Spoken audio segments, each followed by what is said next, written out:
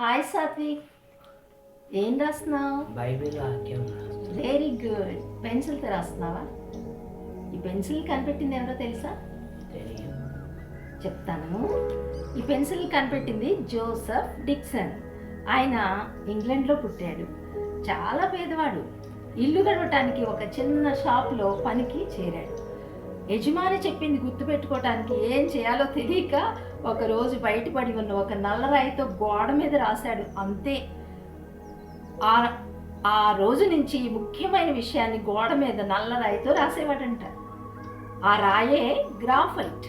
డిక్సన్కి ఒక చిన్న ఆలోచన వచ్చిందంట. ఆ రాయిని పొడి చేసి కాస్త ముద్దగా ఉండటానికి ఆముదం లాంటి పదార్థాన్ని కలిపి దాన్ని ఒక గొట్టంలోకి ఎక్కించి బాగా ఎండిన తర్వాత రాశాడంట.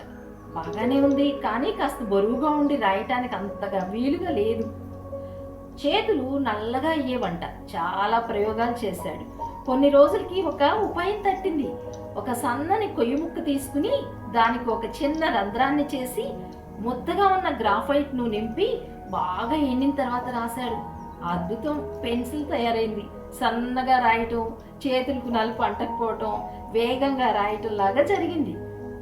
మొదట్లో గుండ్రని పెన్సిల్ వచ్చేవి. తర్వాత మరెన్నో మార్పులతో నేడు ఈ రోజున పెన్సిల్ రకరకాలుగా ఉపయోగపడుతుంది కదా.